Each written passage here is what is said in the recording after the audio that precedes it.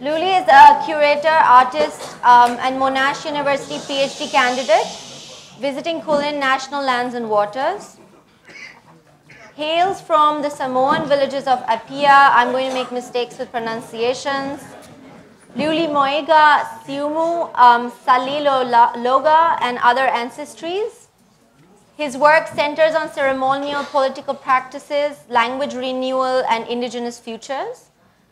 And residencies include Sovereign Words by Oka with Art Space Sydney at the Dhaka Art Summit, Parasite Hong Kong, Banff Center for Arts and Creativity, and University of British Columbia.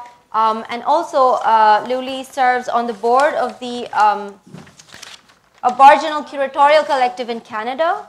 And we're going to now discuss various projects, but also ways of, I think, building collectivity across terrains. And this, I think, is a very special feature. Also, you can sort of see from the range of places I've sort of mentioned of what it means to create these sort of solidarities for our generation. Thank you.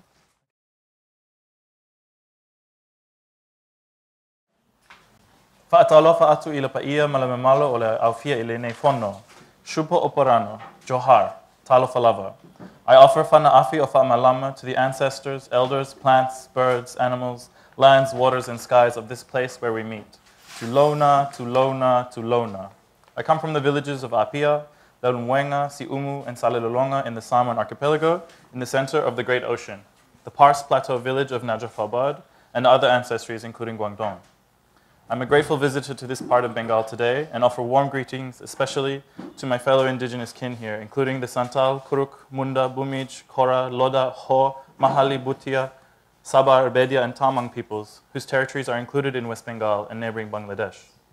I visited Dhaka in February to participate in the Sovereign Words program, organized by OCA Norway, Art Space Sydney, and the Dhaka Art Summit, and I'm grateful to visit this place with you all and deepen my understanding of Bengali culture and history across borders. I also thank the Australia Council for the Arts for supporting my presence here. Oh, how do I do this?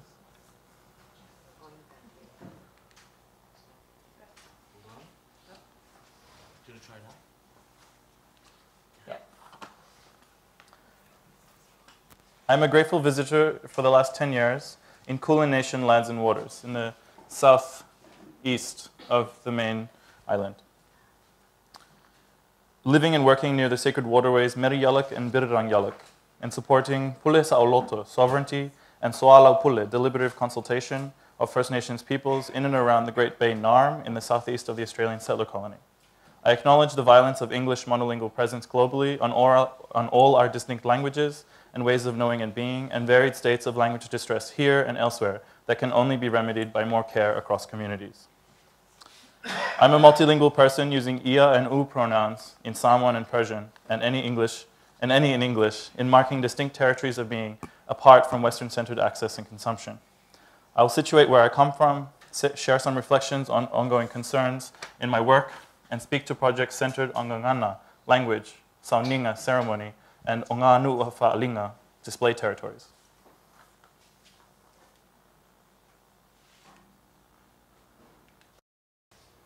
This is a map you might be more familiar with. It's Western cartographic practices, which are completely opposite to how we experience territory. And Samoa is, wait, here.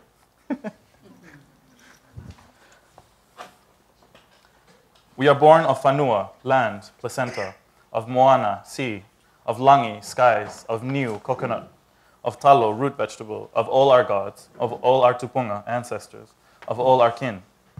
Basa lau lau, lul, Moana nui akea, garigaran, nata, Moana nui akiwa, or the great ocean, encompass vast worlds of atoll and volcanic archipelagos, verdant to arid lands, and fresh to salt waters, ancient and young, all connected through va, relational space, across thousands of years of customary exchange and elements who know no bounds. Thousands of peoples maintain sensual, agricultural, ceremonial, political, and speculative practices in every part of this expansive great ocean, and far beyond it, through multiple intersecting diasporas.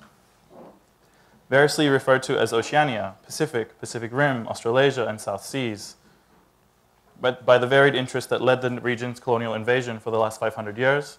As Tongan and Itaukei-Viti theorist and educator Epeli Ho'ofa has shown, these worlds can be viewed as a sophisticated oceanscape of relationships, rather than tiny islands in a fluid expanse. Ibanaba Itungaru and African-American theorist, poet, and educator Teresia Te Aiwa famously explained our kinship links with our primary ancestor in this way. We sweat and cry salt water, so we know the ocean is really in our blood.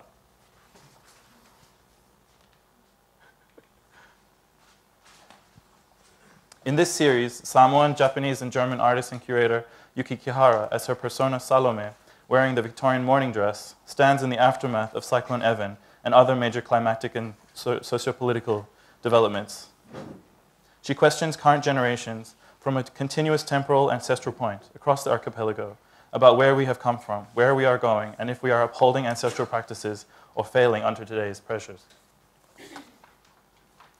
These include the devastating cumulative impacts of extractive mining for guano, gold, copper, nickel, manganese, iron, petroleum, and ancestors' bones on Banaba, Nauru, and elsewhere. The militarized occupation of Hawaii, West Papua, Kanaki, New Caledonia, Australia, Guahan, Bougainville, Tahiti Nui, Okinawa, and nuclear testing to exhaustion on Moroa, Whangatofa, Bikini, Enewetak, Amchitka, Malden, Christmas, Kalama, and across Anangu, Gugutha, and Ngunu Nations territories in Australia.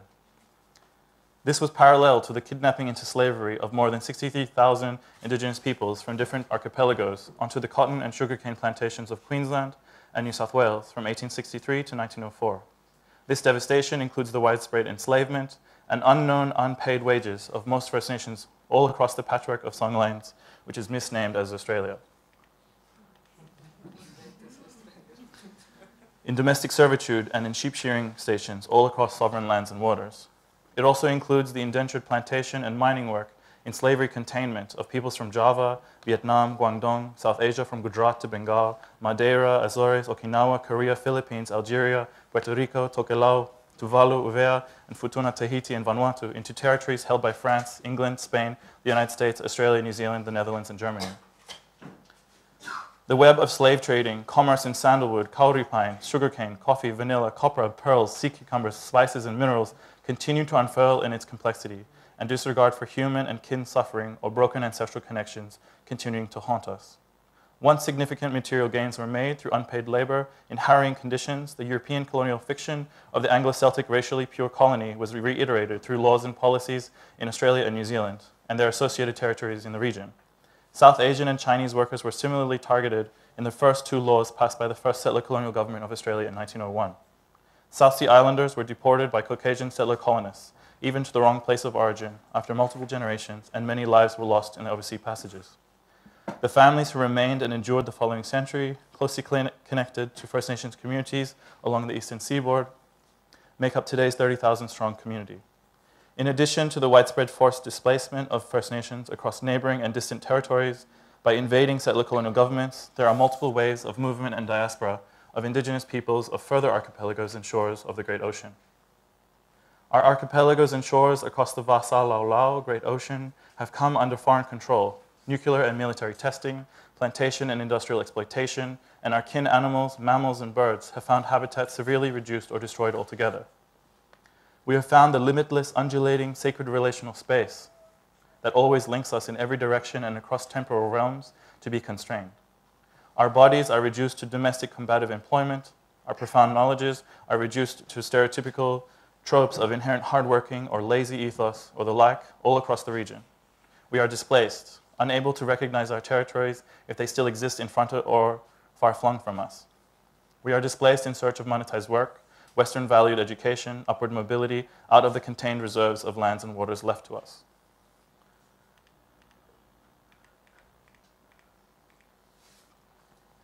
All these continuously unfolding colonial situations across the Great Ocean severely impute the capacity for indigenous languages to be practiced and enriched, valued and empowered in their homelands and in the displaced and diasporic bodies we move within. The first languages of the collection project that I developed in 2016 to 17 at Monash University Museum of Art, continued by Yora and Wamba Wamba curator Belinda Briggs, channeled the energy and experience I have in translation and interpreting between indigenous and settler languages in some Great Ocean archipelagos into a new set of texts for digital and physical display around university buildings and the Mama Museum itself. Artworks by Tiriki Onis, Alec Tipoti, Lydia Balbal, Kitty Cantilla, Juan Davila, Judy Watson, and Yikar Peterson, held in the collection, were the focus of writing commissions by Kimberly Moulton, Taji Moore, Cara Kirkwood, Clotilde Bullen, Pedro Wanaimiri, Camila Marambio, and Freya Carmichael, with translations into Tiwi language by Pedro Wanaimiri, Martu by Desmond Mitchell-Taylor, Chilean Spanish by Camila Marambio, and Kala Logoya by Alec Tipoti. Whilst being the first such project, to my knowledge, in Australia, the absolute exceptional contribution that this combining of relationships ensured was the territorial acknowledgement of Kulin Nation sovereignty by Mama. Having worked with Wurundjeri artist, dancer, and knowledge keeper, and Woiwurrung language translator Mandy Nicholson on Wanumi Lefau, and as well as other previous projects, she knew me enough to trust this project and this institution's commitment. This extended to Bunwurrung elder and translator Nauri Callan Biggs for the Bunwurrung language translation, who I have known for years and has seen my projects develop as well. This territorial acknowledgement, shortened on the entrance wall here and extended on the website, is perhaps the first of its kind on permanent display, but also permanent invitation to accountability in a Western art museum in Australia. Whilst the material presence of Woiwurrung and Bunwurrung languages at the entrance to Mama may not seem that grand a gesture, it demonstrates the commitment by curators, artists, and communities to more than lip service performing respectability. I see this kind of gesture, when part of ongoing working relationships between Indigenous and settler communities, as generative of more critically caring ways of being and knowing. This First Languages of the Collection project coincided with a crisis for me in the inaccessibility and pretense in Western art writing for my communities who are often underrepresented or disregarded as primary stakeholders. So I decided to stop using words that came out of my mouth with great difficulty, not because they were hard to pronounce or understand, but because the distanciation between speaker, speech, and audience was counter to va, or relational space, understandings of how the world is ordered and kinships maintained. Practically, this means that I strive to write more poetically, more honestly, whether writing about artists, exhibitions, performances, structural racism, inherited patriarchy, and Indigenous resurgence into the future. Just gonna have some water.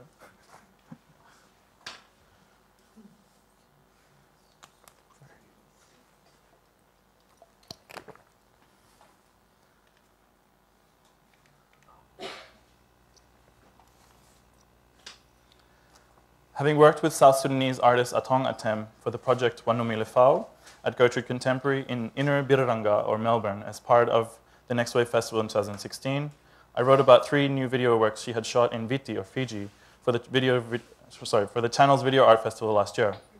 What I really want to emphasize is the specificity of her and my relationship to Viti, as Fiji is a second home to her and is a neighboring civilization to Samoa, to me, and our kinship as diasporic Indigenous peoples visiting and growing up in Kulin Nation territory. I'll never get the hang of this. Through this writing, expressed by email and in person over large distances when she and I were in residence, away from artist residencies, away from Birranga, we are able to make a textual relational space that is not bound by the anti-blackness of carceral, police, and mediatic violence that right now upholds white supremacist rule in the Australian settler colony and targets South Sudanese peoples as gangs.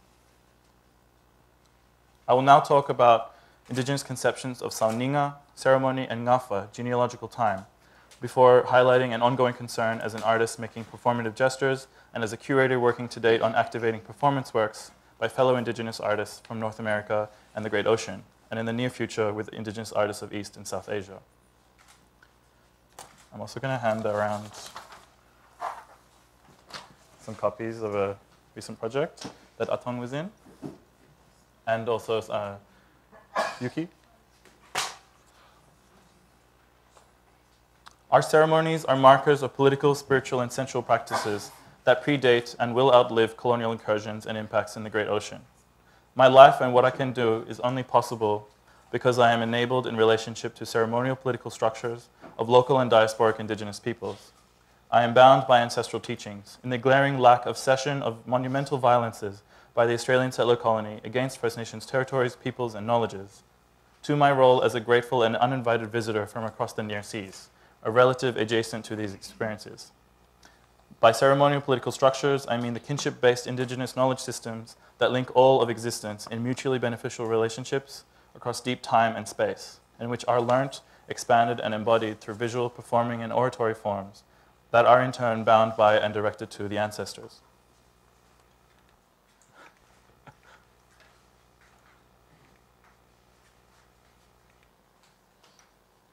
Mai tina matua, grandma, mano na tia piliae fa'asee, has been an artist her whole life, independent of the gallery system, supporting our expansive family relationships across volcanic soils, salt waters, damp airs, in a sovereignty that is care from the land, in a matriarchy that is love from the ancestors, in a binding of diasporic children that is making with the fruit of your labor what is denied us in the capitalist system of our colonizers, who never leave our minds, spirits, bodies, our societies, politics, economies.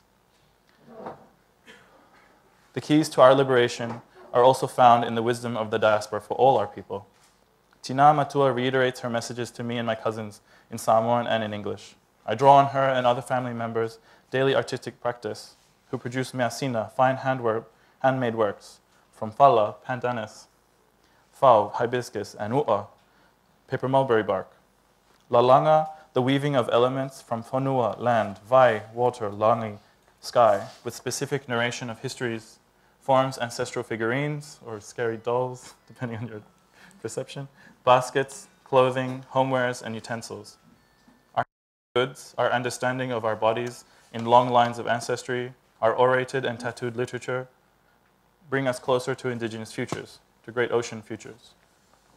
Kanaka Oiwi writer and language activist Brian Kamauli Kuwada asserts that we need to again normalize indigenous languages in order to continuously generate indigenous worlds, speaking specifically of renormalizing Olelo Hawaii language to have a Hawaiian world.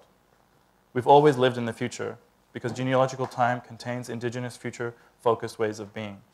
From my experience living in Yui, Banjalang, Yugambeh, Turbal, Yagara, and Kulin territories, as well as my own clan's territories, locating ourselves in ever-expanding ways of knowing and being is vital. Vital to any sustainable negotiation by indigenous peoples on and off ancestral territories, in Euro-American dominated settler colonial institutions and aesthetic political spaces, and into sovereign futures. Is to become water or sensual, to become versed in indigenous practices of stewardship and kinship with lands and waters once more. How is this shift at all possible under continuing colonial capitalist flows? Water is our primary ancestor in the great ocean, which is, I remind you, a third of the Earth's surface, impacting all life on this planet, yet underrepresented or erased from voicing perspectives in the majority of human-centric discourses and practices evolving out of an unenlightened, empire-hungry Europe. We are fluid beings, physically and philosophically, such that states of being in various indigenous languages relate us to water. A number of ceremonial political practices in Samoan, Kanaka Oiwi, and Haku cultures that I am familiar with center on the purifying use of fresh water, water with grated turmeric, water with salt, and coconut water to assemble ancestral beings in each context. My latest performative gesture, Pepper Skin, targets the South Australian Museum, located in Kaurna Nation territory, or Adelaide, which vaunts its highly distressing and culturally incompetent display of ancestral remains and belongings in 19th century styled wood and glass curios cabinets in its Pacific Gallery. Resistant to more than 2 years of our community's emails and social media posts calling for the gallery to close and critical care to be administered to the ancestral remains and belongings held within, the South Australian Museum's curators keep empty assurances flowing, even last week. The hurt and anguish over this racist display practice doesn't dissipate for Indigenous peoples from the Great Ocean's archipelagos. I can't write any more emails or essays about this dehumanization. I need to grieve and mourn in a shared ceremonial political structure that is sovereign to the extractive, consumptive gaze of Caucasian institutions, which denies, in turn, our agency and responsibility to our continuing practices and presences. In July 2018, in the same week as NAIDOC celebrations of Black matriarchy across Australia, the museum announced a glass cube was to be placed in the Pacific Cultures Gallery, with Caucasian dancers taking the surrounding curios as inspiration. White supremacist dehumanization of our ancestors, our agency, and our own performing artists knows no bounds.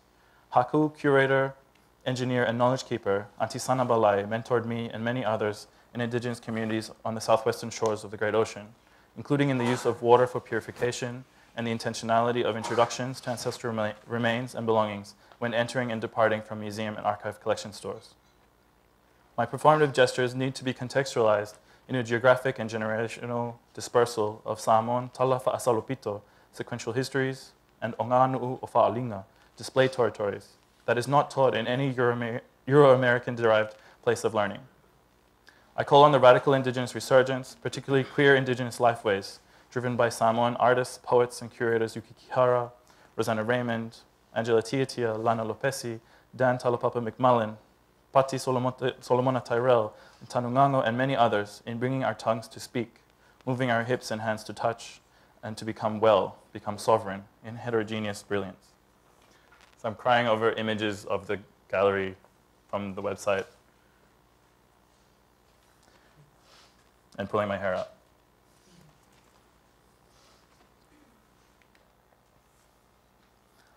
This body of work by Sanchintia Mohini Simpson addresses the unacknowledged history of South Asian women taken to South Africa and elsewhere as indentured labor during the late 1800s to early 1900s. Subverting the race hierarchy embedded in the Rajput miniature painting genre in North India, Sanchintia depicts the mistreatment of these women on the sugarcane plantations they were sent to, indicting years of shame, intergenerational trauma, and cultural loss that heavily impact South Asian indentured diaspora communities today. Sanchintia's recent exhibition at Black Dot Gallery in Birranga was a significant moment for South Asian diasporic artists, the most recent of many who are at home in this global Indigenous contemporary art gallery. Poet Manisha Anjali and artist-curator Shivanjani Lal are witnesses to their Indian Fijian histories and further diaspora into Australia, marking indentured connections as well as their experiences as peoples of the Great Ocean as well. Whilst Indigenous artists and curators are regularly featured in exhibitions, publications, and programming aimed at specific publics, Indigenous sovereignty over financial and political means is usually lacking, and context is nowhere to be seen. I would call this an experienced invisibility, where the majority of audiences, arts education spaces, media and public and private institutions in Australia do not see the work in the same light as community members who experience works, their nuances, and their politics more fully, because embracing from within. In turn, almost all major Indigenous exhibitions in Australia are framed as introductions to Indigenous aesthetics and the beginning of a reparation of settler and Indigenous race relations, but never include the exposition of facts and culpability for the purposes of Indigenous determined justice and healing. Heterogeneous Indigenous practices and worlds are typically underrepresented or flattened in misunderstanding and stereotyping in Australian galleries, museums, forums, and media. Yet community-centered spaces such as Black Dot Gallery here have never lost their edge, their openness to experimentation, high-standard work, community-driven critique, and yarning circles around the fire pit to round off a day or night of performances, readings, or viewings. Black Dot Gallery, as an Onganu'u o Fa'alinga Indigenous display territory, is not solely a gallery, but our living room cultural center. And it's like 10 minutes from my house, next to the gym. Indigenous display territory, not solely a gallery, but our living room cultural center, where local Kulin Nation cultural expression is naturally in relationship with surrounding Southeastern First Nations cultural expression and diasporic, South Asian, Indigenous, and non-European practices from all around the world, where cups of tea, food, family, and discussion are all normal and core to the way the space runs.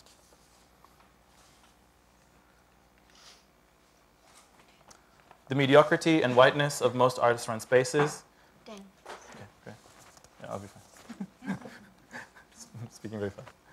The mediocrity and whiteness of most artist-run spaces, contemporary galleries, and public and private art museums, in Australia at least, belies the importance of spaces such as Black Dot Gallery in Kulin Nation territory for the city, and Bush Gallery here in Secwepemc Nation territory, far in Western Canada, far from urban environments, amongst others.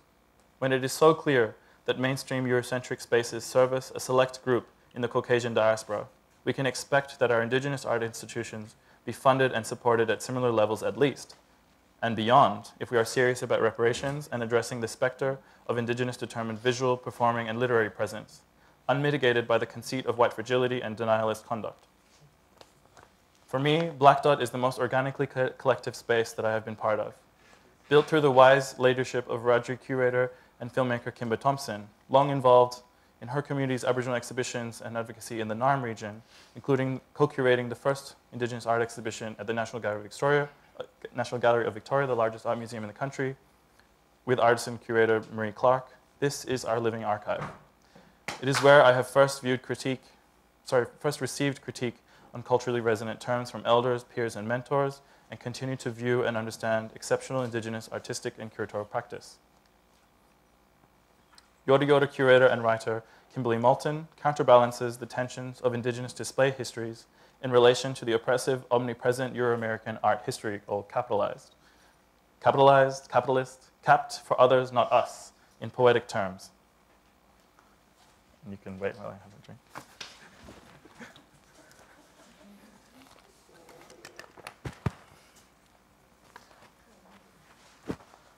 When thinking about the state of the nation and the state of museums and galleries within it, is sovereign assertion through art and culture only possible when we reject the Western canon of art history? There is strength in challenging the status quo, rejecting the pattern that our art, bodies, and culture are only noticed when recognized by the white center. We do not need this. Our First Peoples' ways of being and understanding surpass this, and we do not need to be defined within this canon as we can never fit within something that is constructed from our exclusion. The visible and invisible, The visible and invisible borders of European-derived hegemony do not represent our Indigenous geographies, tied as they are in genealogical matter and deep listening to all living things. The collective marking of moments in service to the ancestors was forcibly shifted to linear time. The collectively realized relationships or alliances between all things was attacked by animate and inanimate space. The earth-centered philosophies of being were degraded by fierce individualism and capital-seeking greed, flowing directly from the ironically named Enlightenment period's empire building.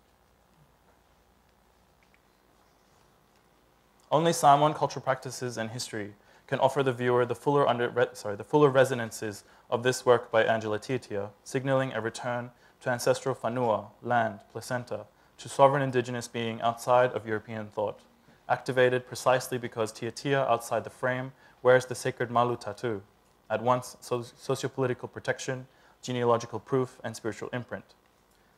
Samoan writer and educator Mawalaivao Albert Wendt reminds us, our words for blood are toto, ele, and palapala. Toto can also mean to plant. Ele and palapala are also our terms for earth, soil, or mud. We are therefore made of earth or soil. Our blood, which keeps us alive, is earth. So when you are tattooing the body, the self, you are reconnecting it to the earth, reaffirming that you are earth, genetically and genealogically. This project last year, Leuli, comprised activations of both Faitautusi, or archive, a library, contentious, and Fa'alinga, exhibition or display, of countless documents pertaining to Indigenous genders, sexualities, ceremonial political structures, knowledges, ecologies, as well as catalogs, monographs, video, and photographic works. The Faitautusi element is key to anchoring viewers in Indigenous aesthetic and intellectual histories, in spaces where Indigenous experiences and knowledges hold pride of place, at least temporarily. These are spaces of responsibility on the viewer or reader to engage in order to center Indigenous ways of knowing and being. Angela's work offers a tethered Indigenous Samoan space in a medium echoing barkcloth artistic expression from which to host activations, access to knowledges, and relationships of learning, reciprocity, and respect. The wallpaper work's presence at the Center Gallery at West Space in Biraranga, Melbourne, and in the Ala Moana Center in Honolulu last year act as its presence is a deliberate amplification, a rarefied occurrence of power and presence from an otherwise small framed print. Significantly, the archive reading space was packed up, and both spaces went back to their usual Euro-American mainstay of programming. The Onganu'u o Fa'alinga described here, Indigenous display territories, are grounded in Indigenous histories spanning the Great Ocean, are activated by diverse communities in relation to dominant Euro-American histories and practices, but not subsumed by them.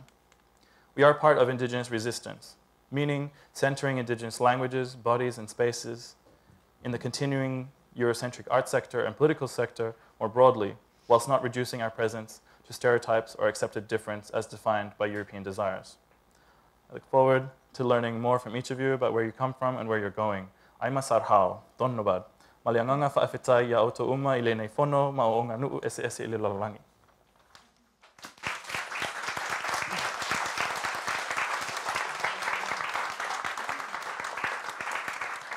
And I just have one thing. I respectfully request questions from queer and trans people in the room first, and cis men later.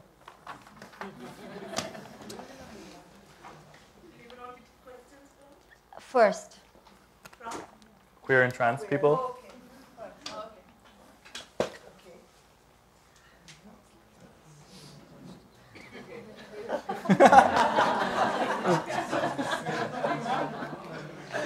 You're getting 2 mics, Shana. Yeah, start. No, well, this is first is you. I mean, when we get to public, you can go. It's fine, you can start. I'm good with it, really. Go ahead. I think the act of translation is very important in building bridges, building empathies across the globe. And translation not only of language, but also context, belief, and ways of seeing. But there's an inherent and often unacknowledged labor in this work of translation. So what are strategies that you have seen, that you have experienced, that you have formulated in finding energy for this constant translation when our energies are systematically depleted by settler capitalism? Thank you. Can we go onto the internet? Yes. I'll bring up an article on Indigenous emotional labor. Type in Indigenous emotional labor and Anne Riley. Emotional labor. Online education. Yeah. So, and then Anne with an E, and then Riley. Anne Riley? Yeah. Please. It's this first, Iladze, pulse in the wrist. Yeah. So, I'm currently exhausted, not because of being here and experiencing the wealth of all the knowledge and sharing and debate, which is not common in Australia, so I'm very appreciative of being here. But because I'm the only Indigenous person doing a PhD in my university, and many times I've had like meltdowns and crises and wanted to leave and just go home. So I think paring back what you do is like a lot less, and that actually when getting invited to things or things coming up, something that a friend of mine constantly reminds me is like, does that serve our purposes, or are we serving the institution or broader debates purposes and just being utilized? So I don't know if that's much of a response, but thank you. Just to interject, because I think this question of translation, of course, I mean, this was a fantastic answer, but just there's also the kind of technicality to come to that, because your exercises in writing and of the kind of worlds of language, really.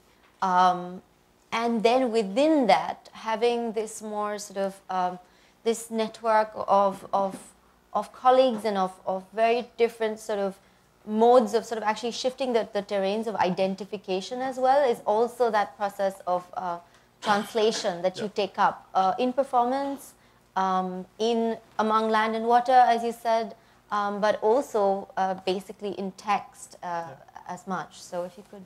Yeah, maybe in the paper skin work, I don't speak at all, I just cry.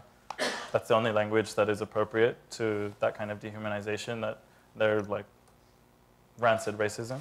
And it's not an isolated situation. You know, there's ancestors probably from here that were dug up and are in the British Museum and many other places, and they have this weird ownership of ancestors' bones. But in other performance work that I do, I'm constantly shifting from languages, and I'm finishing my PhD, and one of the readers was like, "Oh, you don't give a meaning for each of the terms in all of these languages the first time we see them." I was like, "Go to the glossary at the end. Like, do some work.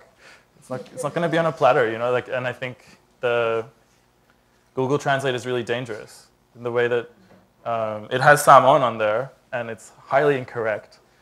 But it also means that if you're looking for a basic term, then Samoan language is part of this Western Unicode future. But all of our dictionaries were written by missionaries. So like Malama that I offered at the beginning is a morning and evening prayer to the ancestors and the gods of a place.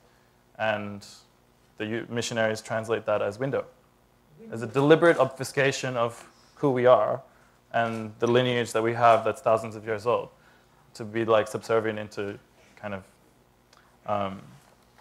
accessing who we might be through an English prism or German prism. I don't know if that's much of a, yeah.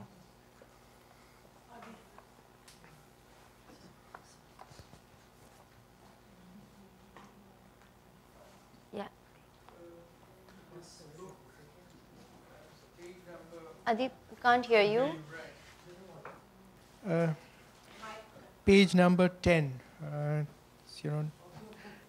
19 says that gay, straight, we are beyond all of that. This is important for me, this is only because it is you. I just like to reflect on this, and particularly in the context of the indigenous culture, because here in India, the idea of the quote unquote the queer or the gay, it's sort of it is there. It is interwoven in such a way that it is not claimed as an identitarian. So I just like to know your idea and sort of why, how have you put this in, and what have been the reflections? Thank you. So that catalog that's going around, Wanumi Lefa, was a project I curated in 2016 in Gertrude Contemporary, which is a contemporary art space that has rarely had Indigenous curators and artists exhibit within it. And it, for 30 years, was located in a neighborhood that was really significant to Aboriginal civil rights and queer organizing and activism, union activism in Melbourne, which is completely erased because it's like 100% gentrified now. So that project was really, like, there was many site-specific exhibitions that had happened in the institution before that talked about labor and never touched on the Aboriginal community-run organizations that were started all around it, and that are like the health service, the legal service, all these kinds of infrastructure. And there's a lot of bars that are queer spaces. There's a lot of community organizing, health services that are also nearby. And I was trying to bring those together. But at the same time, like, even terms like queer is like shorthand from a intellectual tradition that is not from my body, in a sense. I have some European ancestors too. But if I were to introduce myself in a Samoan way, there's no language like queer. It's not even gay or trans. It's fa'atama, fa'afine, and other ways of being that change throughout the day. But I think what you're maybe saying is like that sexuality-based identification in the public sphere comes after your like cultural or religious identification. And I think that's definitely the case for me and my community sometimes. Thanks. Hi. I think just maybe going back to language a bit, but not necessarily. There's a certain very patronizing tone that is adopted in conversations around Indigenous communities and in conversations around Indigenous history. And I think, that also operates around caste in India. And the patronizing tone... Okay. I really want to. And this kind of patronization manifests primarily in the very didactic tone that is adopted in the telling of histories that are actually entirely ambiguous. And they're ambiguous because, there aren't like finite objects from which to draw these histories, because it's all in the telling of, like, I don't know, travel through song and, painting, but mostly they travel through like a very domestic, familial telling of history. So the history that we learn from our grandparents, essentially. So I'm trying to think about maybe, or maybe I'm trying to ask you to talk about what it means to give this kind of ambiguity of formalism, which is what's like demanded, I think, within the museum or exhibition space. And what happens when that formalism also is a type of aestheticization. There were some conversations yesterday around queerness or queer utopias being aesthetic utopias, which was also, I think, confusing to me. And perhaps you could speak towards that as well. Thank you. I think what I'm gathering is like, I have a, maybe I'll come, so I have only been to this part of the world twice before, to Dhaka, and then 5 years ago as a tourist around India. And I definitely have no understanding of Adivasi experiences to speak to them. But I did meet and spend time with Santal, Tripura, Chakma people, Garo people in Dhaka. So, and a lot of the artists and filmmakers there from those communities live in Australia. So they're like same in the diaspora like me. So that kind of shifted things again. I'm maybe a bit like, keep coming with like word separatist, but I don't think that's the right word.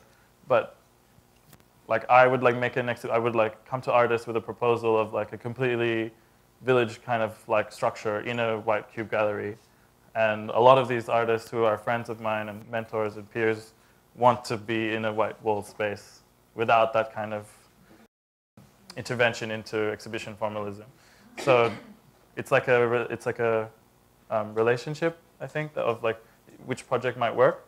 But there are like different things that we've worked on together over the different years, especially in the Birranga Melbourne context, of things that are maybe operating on a register that's not for public consumption.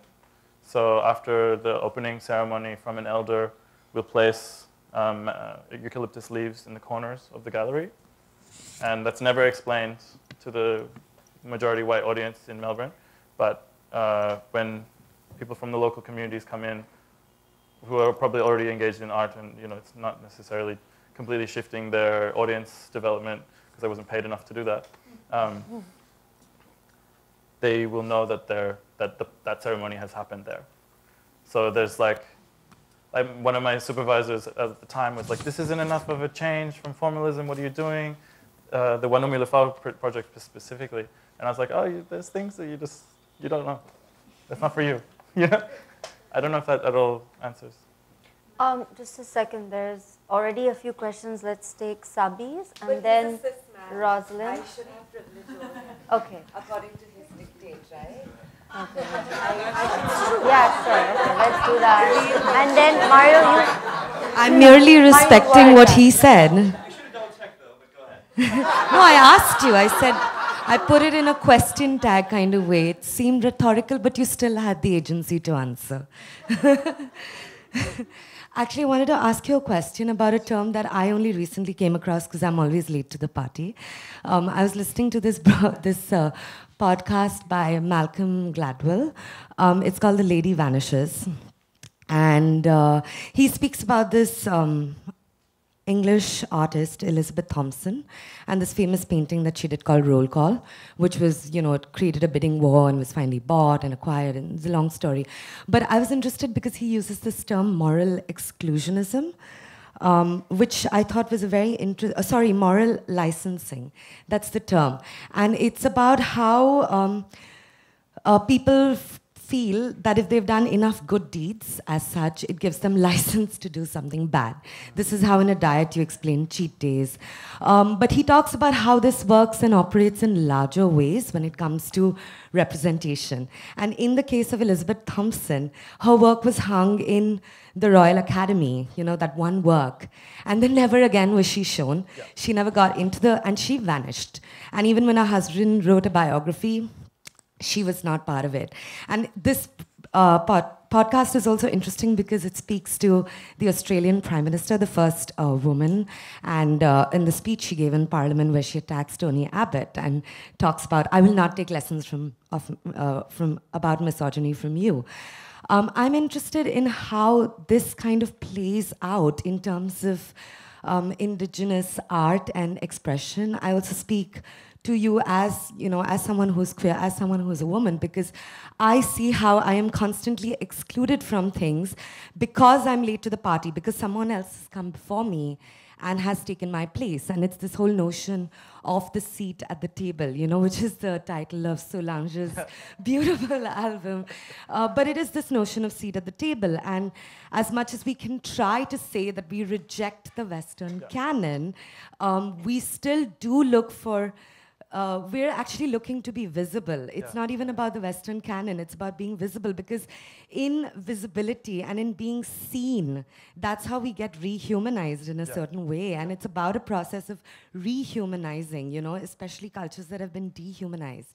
And how do you look at your own position in terms of the space that you then claim? And do you fear that your claiming of that space might have repercussions on somebody else not being, or is your purpose to enlarge the space? Yeah. Thank you so much. That's great. But just could we take a few more responses and questions? Also from the back. Before, sorry, Sabi, you're kind of now in queue because there's. Should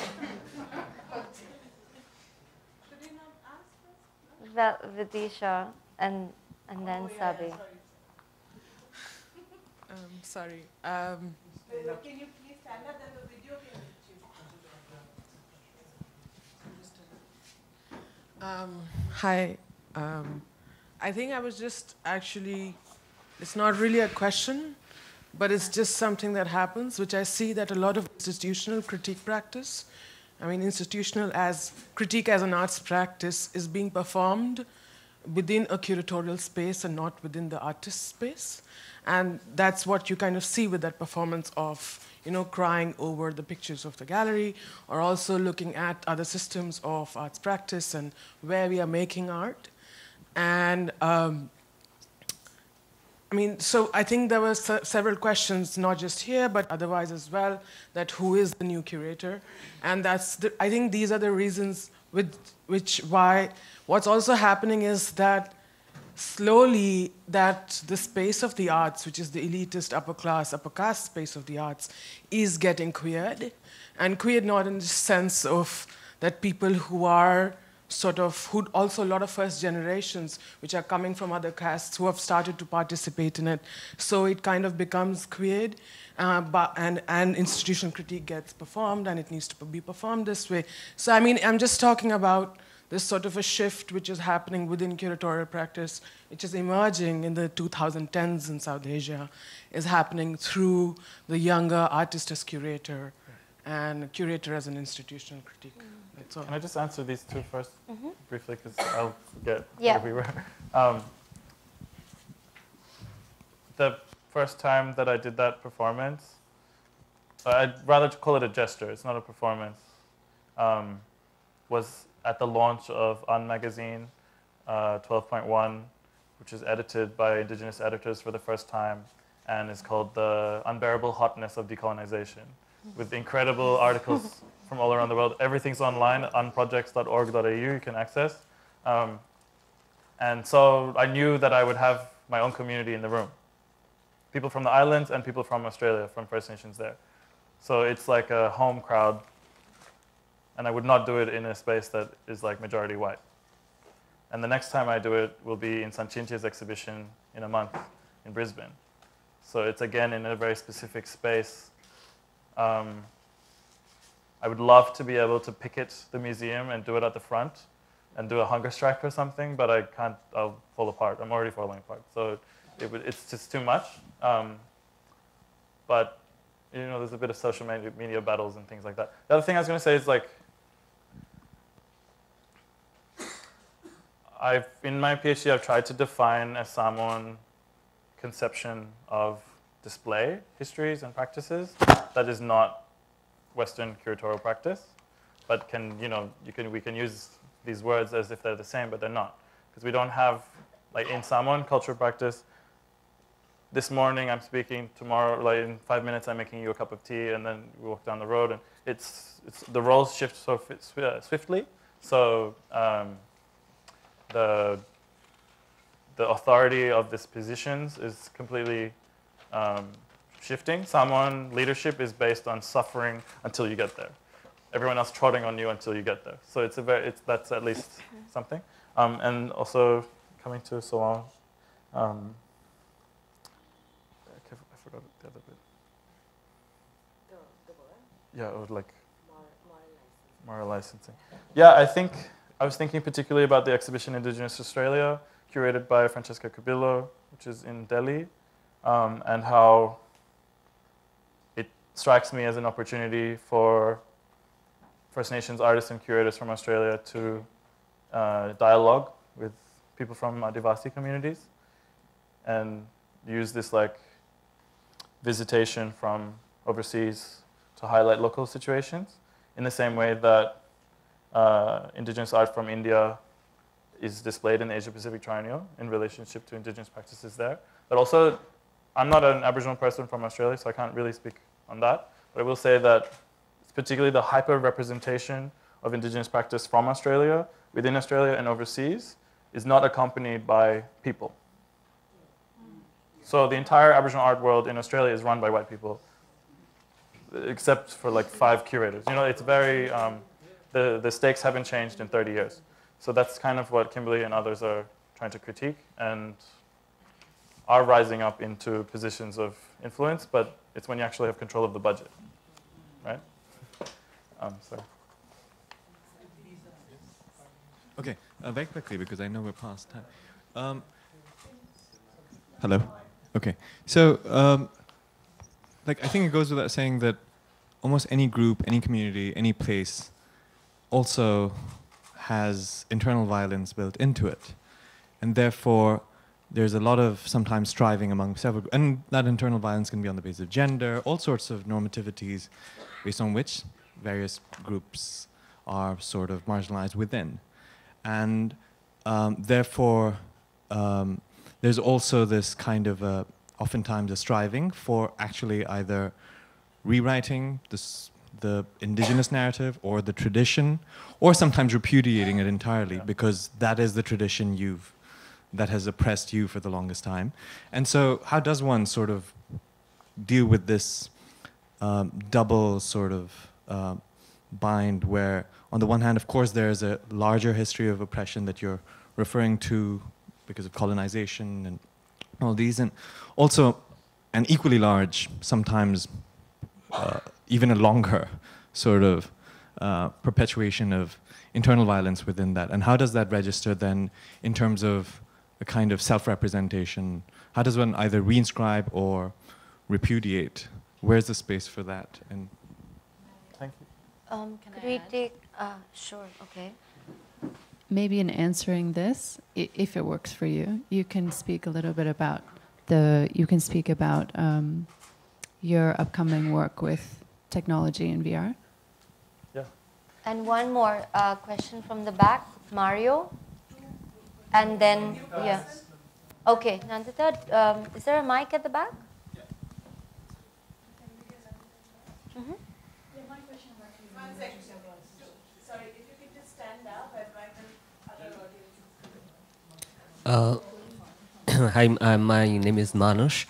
I have a question to you that about the community. When you are working in your community, and in your bio, I saw that you called ceremonial politics. And when you were dealing with the Aboriginal or the Indigenous art practices, how you its ceremonial practices in a different space or in that community. Are you inviting people to the community? It's kind of a community-led initiative. Or, Thank you. Could we take the other question from Nandita? Okay, Mario. That's fine. You can start and then. Okay. Firstly, thank you for that presentation. My question is on 2 counts and slightly long. Sorry. I want to firstly begin with the idea of Asia altogether, and between two counts. First is obviously the impossibility of imagining Asia, and the second count of the problematics of imagining in Asia. Within this, I think the struggle lies in two counts. The first count being the Euro-Northern segregation and slotting of Asia, say, for example, Australia, Asia, and Pacific, and the Levant, etc. And on the other count is the systematic erasure and the change of language in the national narrative, is to say when the nation state kind of erases, say for example, in Gujarat, for example, the Adivasi is now systematically replaced by the term Vanvasi, which means that from the original inheritors of the land, or the inheritors of the land since time, you're replaced as somebody who occupies the forest. Within these two frameworks, where do we place, since you talk about language, like how can we probably curatorially think of a language of decolonizing that is already kind of struggling with this first count of this Euro-American narrative, and then you have a second demon already over there in the form of the nation state, and also then the problems of inclusion, which also is like a demon because it then leads to tokenism and then leads to representation and thereby and thereof. Perhaps I'd like you to respond to that. Yeah. Thank you. I'll just answer these and then we come to you. I'm not talking about inclusion. I'm not talking about diversity, key performance indicators, and I'm specifically talking about these spaces that are Indigenous owned and run because they are for us, by us. So I don't know necessarily how to approach the Gujarat situation, the context rather, but a lot of theoretical propositions happening in this Indigenous art discourse globally are around finding ways of relating from our languages, which is why I really base everything on what I'm saying from our languages, because sometimes it's a term, there's an inflection on a term that hasn't been used in 500 years that can set us free or something, you know, like it can take us on a whole other path. And I'm not from Australia, like in terms of ethnically. I'm from the islands nearby, so it's like this triple community thing where I'm like part of the local community, I'm also part of the diasporic community, and I'm part of this community back home, where the censorship from the state is so, and the church is so virulent that nothing like this can happen, because you can barely show your body without clothing, you know, even though we didn't have clothing in 1830, you know, more than loincloth or whatever, you know. So I don't know if that at all goes to... Just to clarify, I mean, I don't mean, I meant the question more in terms of like, how do we expand language to also kind of,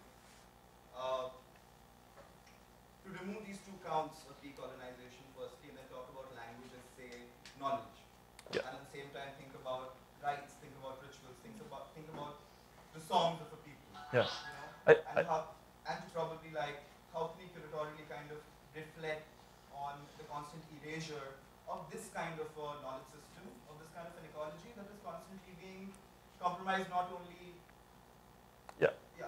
I think what's striking for me on one level since I've been here is the constant reference to French theorists in English translation, which I was shocked that is exactly like the art schools in Australia, New Zealand, and Canada, and the US. And barely anyone can read the French, right? I can read the French, but I'm tired of that too, because Derrida was brown, Sixou was brown, Toussaint Louverture was black, but they all get bleached in French history. And so there's a, yeah, and so there's a, you know, like, and I don't know at all enough South Asian art histories to even be here. And it's an absolute honor and privilege, but I don't know anyone besides Tagore, and I need to do my reading. But it's also the bind of like, you know, Walter Mignolo talking about decoloniality. I don't believe, and Jolene Rickard and other Indigenous theorists and leaders are telling us that we can't find our solutions to the master's tools. Sorry, you can't decolonize from European knowledges. That's the whole problem. Europeans have forgotten their own indigeneities and their responsibilities to their valleys and plains and coasts and their ancestors. So that's not going to help us necessarily. If we need to work out how to save this planet before it destroys us, because she's upset, and we're not listening. We haven't been listening for hundreds of years. It's really about the language and the ceremony. Like, ceremony is political. Ceremony is resistance. It is indigenous sovereignty or South Asian sovereignty or non-European sovereignty. But Europe has its indigenous peoples too, Sami and others. And it's always, it's not just like anti-white, but it's from the Australian position that I was trying to say, these kind of specific things. We have a last question. Do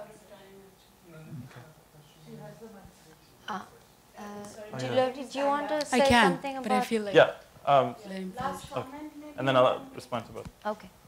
Do you want to finish? No, you go. Yeah. I guess my question is, maintaining a space of queerness is a lot of work. And of course, we are talking about queerness in the widest possible sense that we can push against. How, in doing this work, do you avoid or work through the pitfalls of internal structures, of desires for power, for definitions, for clarity that exist within our communities, within our queer communities, within a subaltern community? If you could share some of the strategies you use for that. Aunties. There's something that's been happening at Black Dot a few times where queer, indigenous, and POC elders and younger generation get to spend time together. And it's like super emotional and incredible, but you can find your family outside of your family, right? The chosen family and this kind of support and critique. I think Auntie Sana Balai and other elders are the people who keep me in check. And they're my rocks, or rock, whatever. So, but I don't know necessarily how to respond around. I'm quite burnt by the queer community in Australia right now, and I'm really done with that kind of structural racism and this consumption and exotification of brown and black bodies. It's heavily influenced by your American popular culture and modes of organizing and practicing as well. So I think I'm somewhere between some idealization of who we were before colonization in the islands and this messed up present where I'm not happy with the structures that happen, but those kind of meetings with elders put it all into perspective, because we're not being rounded up and put into jail cars right now, or in some places, right? But my mom works running a mental health organization in Samoa, and I'm going to be a bit defeatist, but the highest suicide attempts every weekend are under 15. And I absolutely believe that they are, and that's the same in the diaspora as in the homeland, that it's based around the spirit and sex and gender. And this forced binary of who we might be now according to the system that doesn't work, because the bodies and the minds and the spirit are completely fluid. So that's something that kind of, I might be going and traveling and doing all these things and other peers too, but it's how is anything I'm doing helping the human experience? I don't know. But it's a good question to keep asking. And then I just wanted to, I refute that we have internalized violent practices and histories, at least in where I'm from. Samoa, as 8 kingdoms, was colonized for 500 to 600 years by Tonga nearby, and we still resent them for everything. But they also not making it so much in our world, so it's okay. No, they're great. But a Bunurong elder and historian, Bruce Pascoe, Uncle Bruce Pascoe, has put out a book a few years ago, and it's constantly getting reprinted and sold, and it's going all over the place. And Bangara Dance Theatre just made a dance theatre production around it. It's called Dark Emu. So, and he draws on all of these colonial texts and also indigenous oral histories from different communities across the continent. That's another loaded thing. And it's basically saying that plus thousand years of peace and cohabitation and sharing and trade existed between First Nations across Australia and their neighboring peoples. And that's evidenced by them being the first stone villages 30,000 years ago, bread practices, fiber practices, all these kinds of things that have moved, kind of continued into the present. So I think at least for that context, it's not the same. Yeah. Erin was mentioning your upcoming work, and that's where we will need to conclude. Yeah, so I'm going to start working in January in Concordia University in Montreal, in Kanien'kehá:ka Mohawk territory. And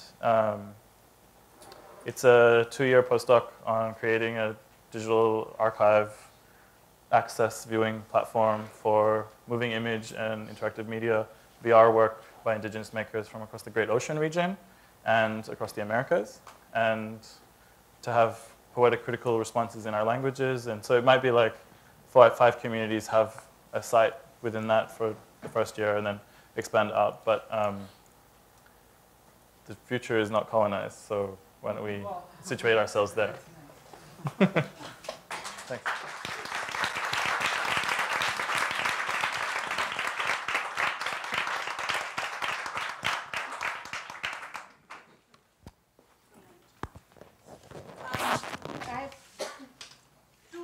Announcements. I'd request for Ashish to make one of the two. I'll make one. Can I see a raise of hands for how many of you would like to join in the KCC trip today at 5:30? Everybody. Okay, I'll just tell you what it is so you know. It is soon to be launched art center in the city. And at this point, we're just looking at their building and to think about possibilities of what could happen there. They're open to proposals from anybody who would like to propose. So it's really not that you're going to see an exhibition or anything in terms of, you're viewing the building. So if I have a sense, sorry, I answered your question, I didn't have a look. So we need to tell them the sort of number of people. Yeah. Near Fortis Hospital, which is about 20 minutes away from here. The Ruby, yeah, so Koshba ahead of that, yeah? Sorry, I'm sorry again. Can you please raise your hand? Okay, so we need that bus. Otherwise, they would have sent us a car. So their plan is they will send us a bus here at 5:30 and then drop the presenters to Park Hotel. And some of you can get dropped in the, in a convenient place so you can get your local transport to wherever else you have to go. I think they plan to have this whole thing for about an hour, so you should be back at Park Hotel by maybe 7 or so, 7:30 latest maybe. Tomorrow, after the hub, Ashish and some friends have planned a nice trip, but I would like him to come and talk about it. Before that, come Ashish. It's 1:41 already, so can we meet at 2:45 here? For people in Sharjah who are following us, we will reconvene in 1 hour from now. And before that, this message. See, if you were here, friends in Sharjah, what are the possibilities you could have? This is something that I did about 2 or 3 years ago. So this is going to be tomorrow at 9 a.m. I'm going to do a walking tour of the Park Street Cemetery. The Park Street Cemetery is probably the earliest, well, it's the second earliest archaeological site in the city. It's part of the colonial British city, and it's also stunningly interesting. So at 9 a.m. at the Park Hotel lobby, I will wait. Whoever wants to accompany me will walk down to all across Park Street to the Park Street Cemetery. Should be about an hour of walk.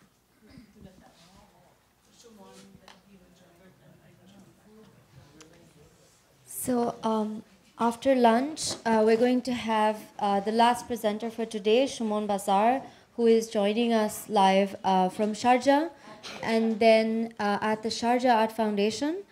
And there will be also Murtaza Wali, who is co-moderating the group discussion in terms of the Q&A that will take place thereafter. So please come back and have a good break.